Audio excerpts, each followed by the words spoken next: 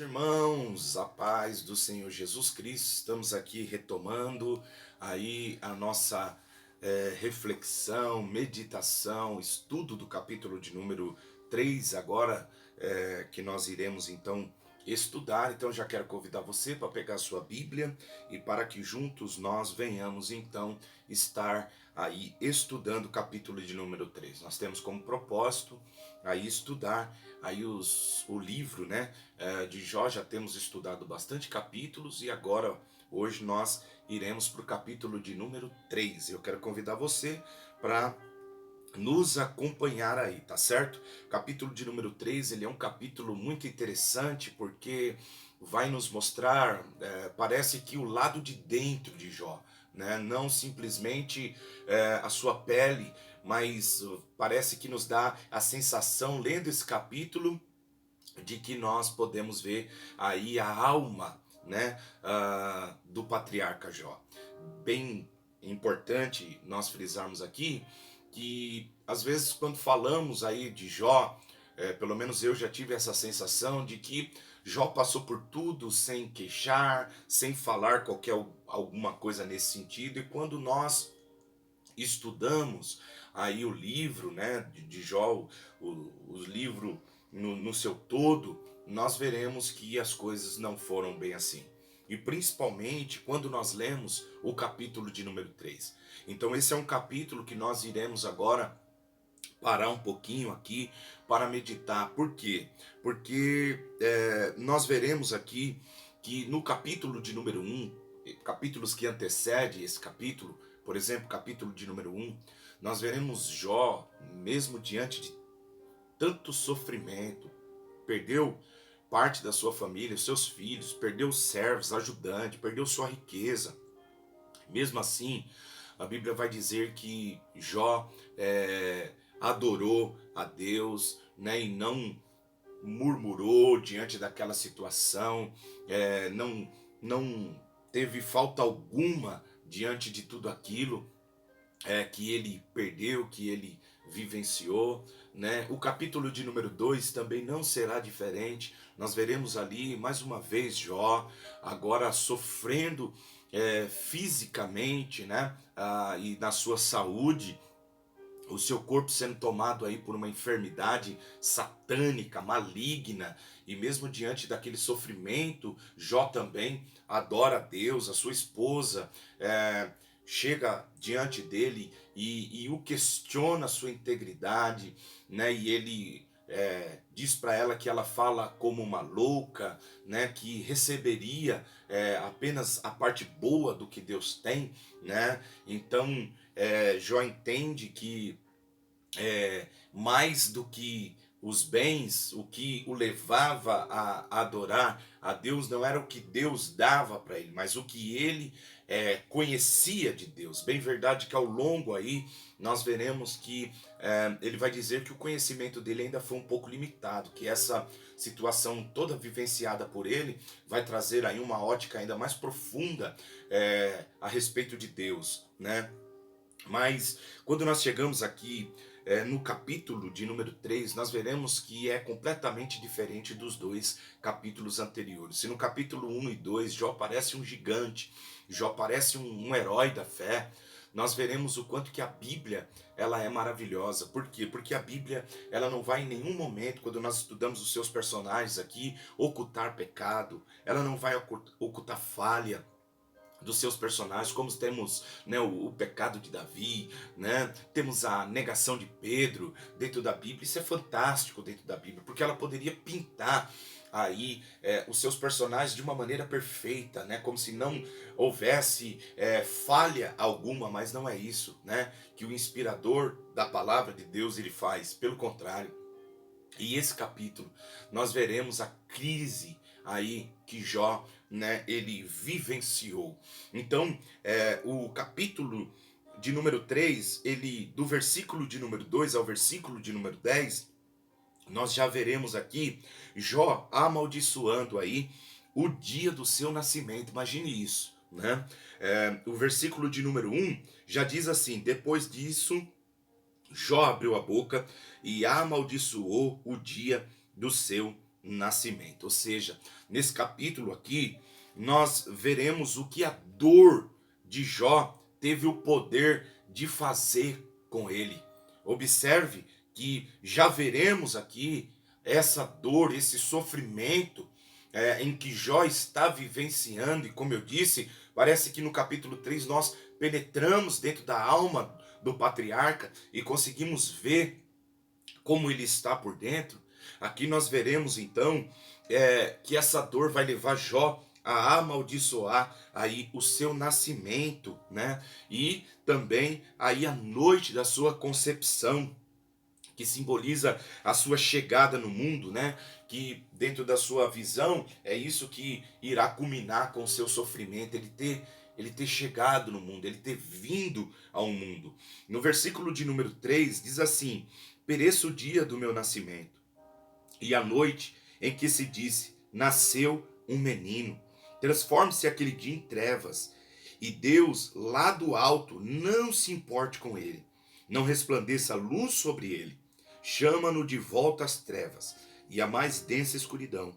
Coloque-se uma nuvem sobre ele, e o negrume aterrorize a sua luz. Aqui nós veremos algo que era cultural naqueles dias, que enquanto a mãe está dando a luz, então a parteira, né, ajudava, tirava a criança e colocava sobre o teu colo ali, e também dava, né, para que a sua mãe o amamentasse. E é nesse momento que as pessoas que estão lá fora, enquanto o parto está sendo feito ali, que anunciam a chegada de uma criança, a chegada de um filho, e há um júbilo, há uma festa muito grande da família, para que os vizinhos, para que todos possam estar cientes ali de que nasceu uma criança, nasceu um menino, nasceu um filho. E nós vemos aqui Jó, diante desse sofrimento, dessa angústia que ele está vivenciando, ele dizer que ele gostaria que esse dia fosse esquecido, não tivesse existido. No versículo de número 6, ele diz assim: apodere-se daquela noite densas trevas, não seja ela incluída entre os dias do ano, nem faça parte de nenhum dos meses, seja aquela noite estéril, e nela não se ouça os brados da alegria. Então Jó está tão tomado por esta angústia na sua alma, por sua tristeza na sua alma, que Jó, ele deseja que esse dia não viesse fazer parte do calendário, não simplesmente o dia, mas devido à sua gestação, devido ao seu nascimento. Jó está em uma profunda agonia, uma profunda tristeza, e então ele amaldiçoa aí o dia do seu nascimento. Por isso que eu disse que é muito interessante esse capítulo de número 3, porque não parece que é o mesmo Jó, né? Do capítulo 1 e do capítulo de número 2. Quando Jó então abre a sua boca, nós veremos então tudo que está lá dentro, né? Aquilo que a boca fala, o que o nosso coração está cheio, e aqui diante desse cenário, nós veremos então Jó aí não amaldiçoando a Deus como Satanás queria. Esse era o propósito, esse era o projeto do diabo. Nós veremos nesse capítulo Jó amaldiçoando o seu nascimento, mas ele não amaldiçoa a Deus.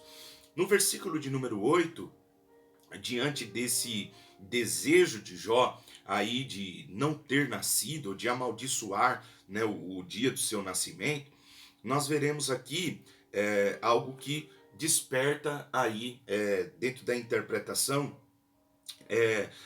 o que chama a nossa atenção. Por quê? Porque no versículo de número 8 ele diz assim, ó: amaldiçoem aquele dia os que amaldiçoam os dias e são capazes de atiçar aí o Leviatã. Esse versículo aqui, nós veremos que serviços aí de mágicos habilidosos, né, eram buscado, era procurado no contexto em que Jó ele está vivendo. Então ali já havia feiticeiros, já havia mágicos, pessoas que mexiam com magia, e eles criam que aí eles teriam o poder de despertar esse Leviatã aqui que o texto ele vai falar. E diante desse versículo aí surge então uma pergunta para nós: será que Jó aqui ele apoia a feitiçaria? Né? Então o versículo diz aí: amaldiçoem aqueles que têm que tem o poder aí de amaldiçoar ou despertar, né, o Leviatã para que esse dia fosse apagado.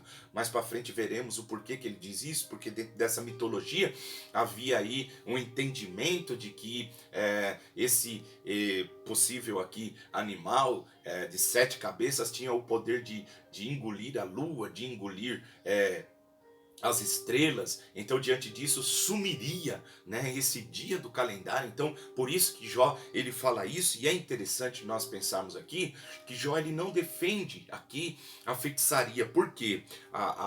Porque o que nós precisamos entender é que o livro de Jó ele é um livro poético, e o capítulo de número 3, Jó está falando de uma maneira aqui então poética, tá certo? Então Jó ele fala para expressar aqui a sua intensa agonia e desespero por ele vivido naquele cenário, a ponto dele usar aí como se fosse uma linguagem de exagero para que chamasse, ou para que, por que naquele dia, né, aqueles que tinham o poder aí de despertar o Leviatã, não despertasse para que esse dia sumisse aí do calendário. Para nós entendermos ou interpretarmos o versículo de número 8, nós precisamos entender no versículo de número 5 e o versículo de número 6 o que Jó ele fala. Por quê?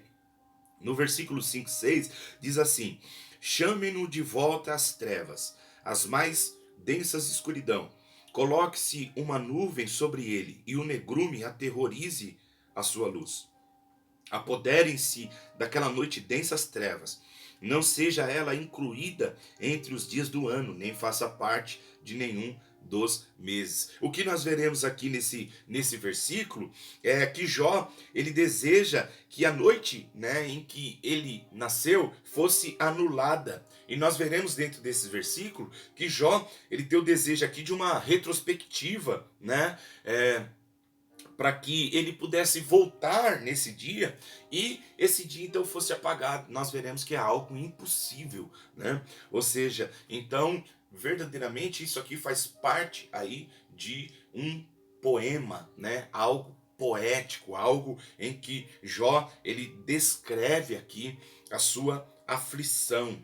Nesse versículo também nós temos aí chamando a nossa atenção esse Leviatã, né? Que é muito discutido também na Bíblia, o que é aí esse Leviatã, se ele é um animal, se é mitológico, né? Como nós iremos interpretar dentro do texto aonde ele aparece. Por quê? Porque o Leviatã ele aparece nesse capítulo, mas ele também aparece em Jó, capítulo 41, versículo 1, em Salmo 74, versículo 14, em Salmo 104, versículo 26, e também em Isaías, capítulo 27, versículo de número 1. Estudando aqui a respeito aí desse Leviatã, o dicionário bíblico Wycliffe define como um possível monstro do mar. Né? Então ele dá aqui a palavra hebraica para Leviatã, né? E ele diz que diante disso pode referir-se aí a grandes animais marinhos, como ele dá o exemplo da água-viva, da baleia, tubarão ou grande répteis como o crocodilo, né? E ele também sugere, adicionalmente, também poderia incluir alguma forma agora já não existente, como ictiosauro e o plesiosauro, que foram répteis marinhos similares aos dinossauros, né? Isso aí, o dicionário Wycliffe falando. Né? Esse termo utilizado aí pelas escrituras também pode se referir a algum dos dinossauros que passavam parte do tempo com a metade do corpo submerso, na parte rasa do rio, lago e oceano. Isso é a interpretação do dicionário Wycliffe aí relacionado ao Leviatã, que possivelmente poderia ser hoje já animais que não existem mais, como os dinossauros, tá certo? O Champlin, por exemplo, já no seu dicionário, ele usa uma forma de interpretação para que a gente possa entender aí esse Leviatã. Por exemplo, o que, que ele faz? Para cada contexto aonde o Leviatã aparece, então ele aplica a interpretação do texto, né? E aí, o que, que nós iremos então ver? Por exemplo, a referência no livro de Isaías mostra a figura dentro de um contexto escatológico, referindo aqui como a iniquidade que haverá de produzir um caos, né? Então, o versículo aí de Isaías, capítulo de número 27, versículo 1, diz assim: Naquele dia, o Senhor com a sua espada severa, longa e forte, castigará o Leviatã, serpente veloz.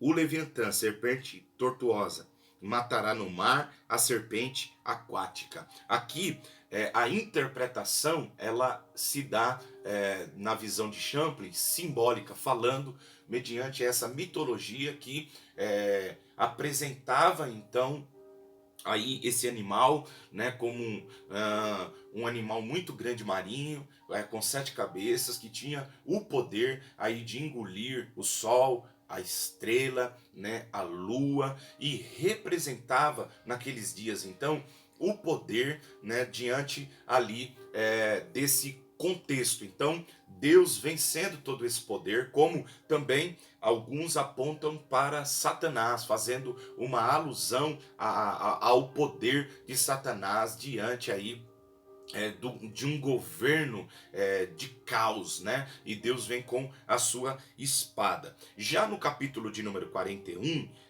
aonde nós temos as perguntas de Deus para Jó, tudo ali está dentro de um contexto em que Deus fala a respeito da criação.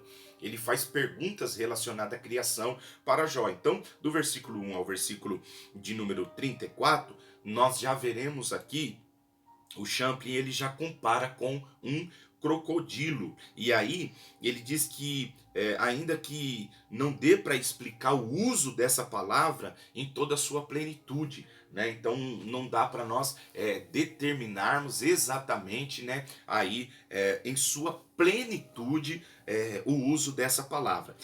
Nos textos Ugarit, que datam século 14 a.C., a menção a algo mais do que crocodilo, né? Então esses textos aí que foram encontrados, que datam aí o ano 14 antes de Cristo, ele também faz alusão, referência, apontando para algo que aqui seja maior aí e mais poderoso do que o crocodilo. Alguns chegam a dizer que seria o dragão, que no capítulo de número 41 nós teremos essa descrição que saía fogo da sua vente e Deus falando, né? E alguns ainda interpretam quando lá no Apocalipse João faz menção do dragão e outras passagens mais falando do dragão como algo que eles conheciam, não era simplesmente, né, usualmente usando a mitologia, a cultura ou alguma coisa nesse sentido, não. Mas era algo em que eles conheceram. Então acredita-se, assim como os dinossauros, que o dragão ele também existiu. E possivelmente dentro dessa interpretação, alguns no capítulo de número 41 apontam então como o dragão. Nós não estamos afirmando, estou apenas falando aqui o que alguns aí intérpretes, né, eles concluem, né? E é um pouco difícil, como nós estamos estudando o texto, nós temos que tentar de uma maneira aí conseguir entender o que Jó estava querendo dizer naqueles dias. O Charles Swindoll, já comentando a respeito disso, ele diz que nós entenderíamos de uma maneira aí melhor se nós estivéssemos com um guia turístico na Turquia ou na Grécia, né? Porque ouviríamos muito sobre mitologia, né? E não sobre teologia. Por quê? Porque no capítulo de número 3, a interpretação para o texto, o que nós aplicamos aqui, a melhor coisa é que Jó usa a mitologia, ele usa a cultura, a literatura dos teus dias, quando então ele faz menção desse Leviatã. Então, dentro desse texto, nós acreditamos que Jó, ele está falando aí de algo mitológico, pois ele faz referência, ele faz menção do seu nascimento, ele faz menção do dia em que ele nasceu, que ele gostaria que sumisse, já que dentro dessa mitologia, né, em que havia naqueles dias, aí relacionado a esse Leviatã, a esse monstro de 7 cabeças que tinha o poder de engolir aí o sol, gerando na lua, né, o eclipse, acabando e fazendo a escuridão. Então dá-nos a entender aí que Jó, ele está falando de uma maneira mitológica, fazendo alusão ao desejo em que, assim como dentro daquela cultura, né, as pessoas falavam desse poder aí que esse Leviatã ele tinha, e de que havia pessoas que podiam despertar ele, para que ele então acordasse aí do mar e engolisse, né, a lua, assim gerando o eclipse. Jó então gostaria que o dia do seu nascimento não tivesse luz, não tivesse sido dia, mas que fosse trevas. Isso quer dizer a aflição que Jó ele está sentindo ali no dia do seu nascimento. A segunda coisa que nós veremos nesse capítulo, do versículo de número 11 ao versículo de número 19, nós vamos ver Jó aqui desejar ter morrido no seu nascimento. Se primeiro ele amaldiçoa, do versículo 1 ao versículo 10, e o seu desejo é amaldiçoar o seu nascimento, do versículo 11 ao versículo de número 19 desse capítulo, nós iremos ver então Jó aqui desejando ter morrido no nascimento. O versículo 11 ele diz assim: por que não morri ao nascer? E não pereci quando saí do ventre, né? Ou seja, diante desse horrível aqui situação em que Jó está vivenciando, ele deseja aqui ter morrido aqui no seu nascimento, né? Champlin chega a dizer que a morte ela hipnotiza Jó. Ele olha para a morte aqui como uma alegria, né? Versículo de número 12 ele diz assim: porque houve joelhos para me receberem e seios para me amamentarem. Então aquilo que nós já falamos um pouquinho antes, a criança então quando nascia, diz que a parteira então pegava, colocava sobre o joelho da mãe, né? A sua mãe amamentava, colocava posterior depois aí no pai, né, nos familiares, aonde o pai então abençoava a vida dessa criança. E é isso que Jó está falando, dessa cultura, dessa tradição. Ele diz assim: por que colocaram-me sobre o joelho? Por que me abençoaram? Por que levaram para minha mãe me amamentar? Porque eu queria era ter morrido de fome, né? Então Jó vê que a morte diante desse cenário aí era uma possibilidade para cessar o seu sofrimento, né? Ou não ter entrado no mundo, não ter vindo ao mundo, ou se pelo menos viesse, por que Deus não deixou ele morrer, né? Por que Deus permitiu aí que ele continuasse vivo para então sofrer tanto como ele estava sofrendo? Algo importante para nós destacarmos relacionado a isso, no versículo de número 13, ele diz assim: agora eu bem poderia estar deitado em paz, né? Ou seja, é muito interessante isso daqui, principalmente a gente entender que a teologia ela é progressiva. Então, o patriarca ele não tem uma revelação completa como nós temos hoje relacionado à vida após a sepultura, né? Então, dentro da visão teológica, né, de morte que Jó tem, Jó acredita que a pessoa morrendo, aí ela entra em um estado eterno de sono. Acabou, né? Não há continuação aí de vida após a morte, como essa teologia nós veremos no Novo Testamento.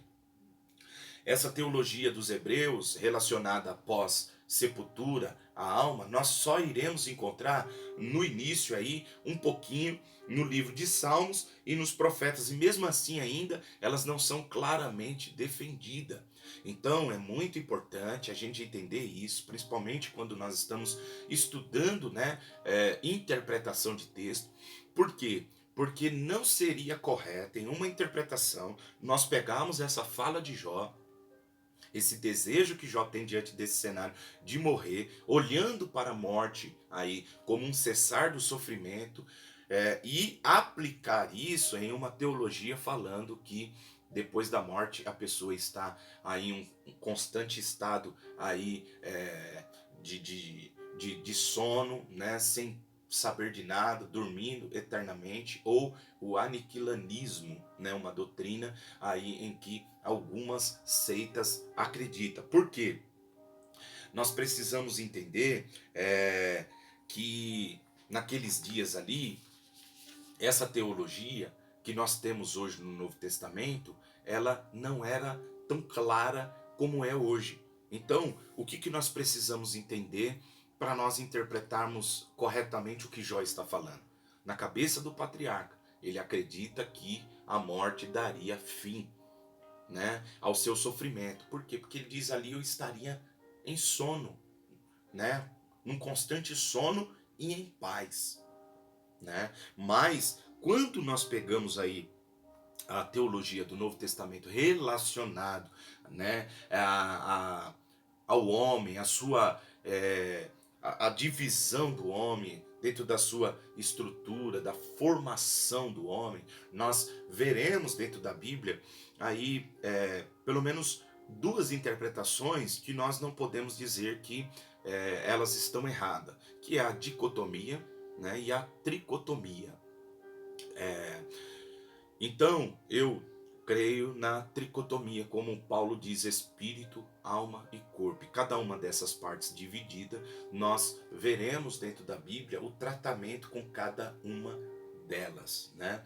E nós precisamos entender, então, sempre aqui sendo bastante repetitivo, porque às vezes as pessoas pegam, por exemplo, Gênesis capítulo de número 2, na criação, né? Que quando Deus cria, então o homem faz dele uma alma vivente, que o homem não tem uma alma, mas o homem é uma alma, né? Isso está errado, né? E às vezes pegam também o capítulo 12 de Eclesiastes, que diz que o corpo volte para o pó e o espírito para Deus que o deu. E muitas das vezes, baseado nisso, então eles dizem que a morte cessou, né? Não há ali na sepultura lembrança, quando eles pegam o livro de Eclesiastes, capítulo de número 9, para a sepultura, para onde você vai, lá não há obra, não há. Então, o livro de Eclesiastes, por exemplo, ele não é um livro que vai tratar de coisas relacionadas à eternidade, né? Ele fala dessa vida, da vaidade dessa vida. Então, para nós interpretarmos um texto, nós precisamos de textos paralelos. E essa daqui é uma realidade aí muito séria, porque nós poderíamos aqui tirar do seu contexto o que Jó está falando dentro dessa poesia, né, dessa limitação ainda que ele tem, dessa teologia, e aplicarmos como aquele que morre, então está agora aí em um sono eterno, está em paz, né? Ele chega a dizer tanto rico como pobre, aqueles que conquistaram, Jó fala dentro desse poema. Só que quando nós vamos para aí o Novo Testamento, o que nós veremos? Nós veremos que a alma, ela é imortal. Se o corpo aqui é esse tabernáculo para aonde a alma ela vai habitar e leva-nos a ter contato com esse mundo, nós veremos que a alma pós-morte, ela continua, ela é uma parte do homem que é imortal. E depois disso, nós veremos que há de seguir o juízo mediante aquilo que as pessoas viveram nesta vida. E isso foi falado, foi tratado muito por Jesus, né? No Novo Testamento, Paulo vai falar a respeito dessa teologia da imortalidade da alma. Então eu gostaria aqui de primeiro explicar o que é a imortalidade aí da alma. Preste bem atenção. O que é, né, imortalidade? A palavra imortalidade não aparece nenhuma vez no hebraico, certo? Então nós não veremos essa palavra imortalidade no hebraico. No sentido literal e mais amplo do termo, ela aparece pela primeira vez no texto ou no texto do Novo Testamento, em 1 de Coríntios, capítulo 15, versículo de número 53 e 54. Então essa palavra imortalidade nós não veremos no Antigo Testamento, né, no hebraico. Então isso tem que ficar bem consciente, né, ou bem forte, destacado para nós, relacionado aí a esse tema.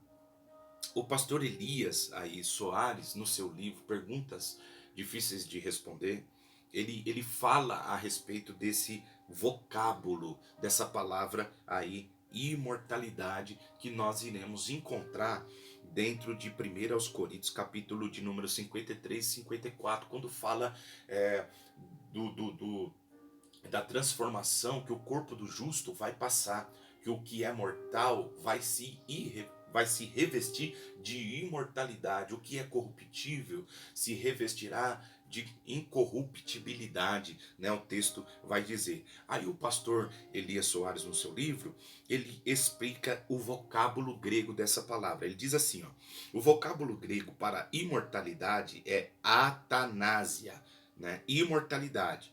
Ele é formado pela partícula negativa, a, de atanásia, ok? Que o a nessa palavra significa não, mas o vocábulo thanatos, né? Atanásia. Aqui a outra palavra thanatos, que é de tenesco, que significa morrer, estar morto, que segundo Strong é um adjetivo usado como substantivo com o significado de morte. Então ele explica que imortalidade significa não morte, ou ser imortal, ou não morrer. Essa palavra aparece nos textos de 1 Coríntios capítulo 15, 53 e 54, nós falamos, né?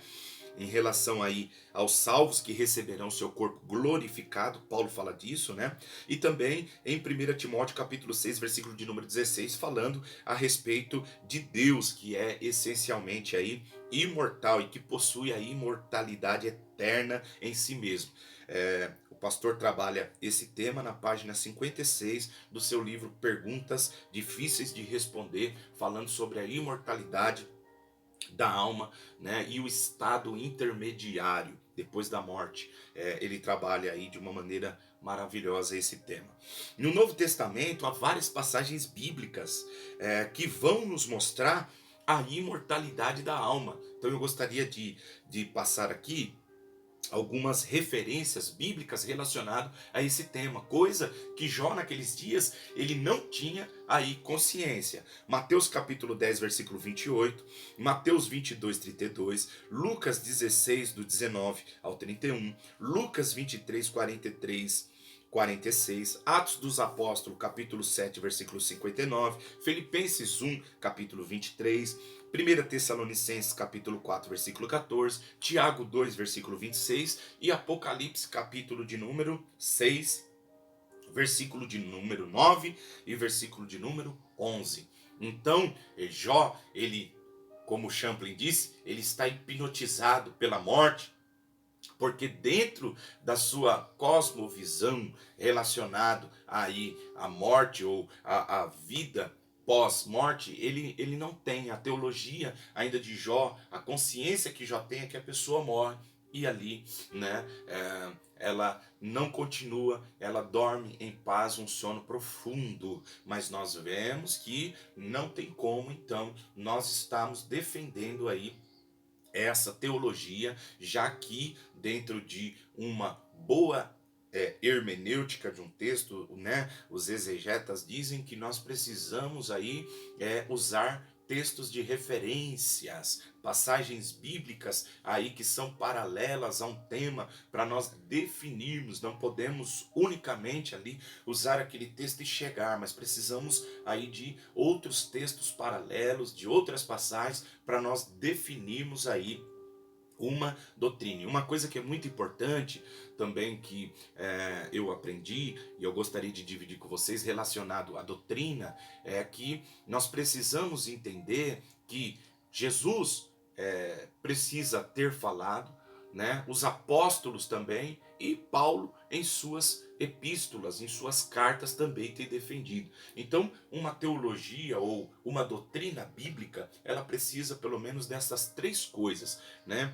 Poderíamos falar de algumas coisas mais, mas isso é básico. Peraí, Jesus ensinou isso? Os apóstolos ensinaram? As cartas, o que que isso está falando, né? Então, por exemplo, relacionado à alma, nós veremos aqui Jesus falar, Paulo falar, veremos nas cartas aí relacionado à alma, né? Por exemplo, Pedro, quando está preso e ele é sufocado para não falar mais em nome de Jesus, ele diz que mais vale temer a Deus do que temer aos homens, porque o homem mata o corpo, mas Deus tem o poder de lançar a alma do homem no inferno, né? Então, nós precisamos entender que Jó não está tratando nesse sentido. Jó deseja ter morrido porque para Jó a morte é um estado inconsciente, aí aonde cessaria o seu sofrimento. Passando para a última parte aqui, a terceira parte, nós veremos agora Jó desejar morrer em breve, do versículo de número 20 ao versículo de número 26. Diante dessas dificuldades, né, que acontecem na vida de Jó, Jó sustenta aí muito forte no capítulo 1, no capítulo de número 2, mas aqui no capítulo de número 3, nessas horas aqui, nós veremos Jó então levantar algumas perguntas para Deus, né? Ele vai dizer assim, do versículo 10 ao 13, nós encontraremos os porquês aí de Jó. Ele diz assim: por que não fechou as portas do ventre? Por que não morri eu desde a madre? Por que me receberam os joelhos? Por que os peitos me amamentaram? Porque agora jazeria e repousaria e dormiria. Então, Jó aqui, ele há de questionar a Deus, ou ele está questionando a Deus aqui, porque Deus permitiu ele nascer, já que o destino dele aqui, diante da sua existência, é sofrer. Então, ele pergunta para Deus por quê, né? Por quê? Então nós temos aqui os porquês aí no capítulo de número 3. E esses porquês, é interessante dizer, que eles não serão respondidos da maneira em que Jó está perguntando. Mas a partir do capítulo de número 38 e 42, quando nós estudarmos, nós veremos ali que ali vai mudar a situação. Dentro daquele redemoinho, a voz de Deus vai se revelar a Jó, e aí Deus então começa a perguntar para Jó. Ao invés de Jó perguntar para Deus, é Deus que pergunta para Jó, porque os intérpretes aqui são unânimes em concluir que Jó, aqui, diante desse cenário, ele questiona a sabedoria de Deus. Então, para que Deus permitiu que eu nascesse? Ele não blasfema, mas ele questiona aqui a sabedoria de Deus. Permitiu que eu nascesse para que a minha existência fosse de sofrimento. E aí, lá nos capítulos posterior, nós veremos então Deus perguntar para Jó aonde estava ele quando Deus criava tudo. E nós vamos ver a reação de Jó diante das perguntas de Deus, colocando a mão na boca e caindo aí em terra. E veremos o que ele vai falar relacionado à sabedoria de Deus, tá certo? Então agora Jó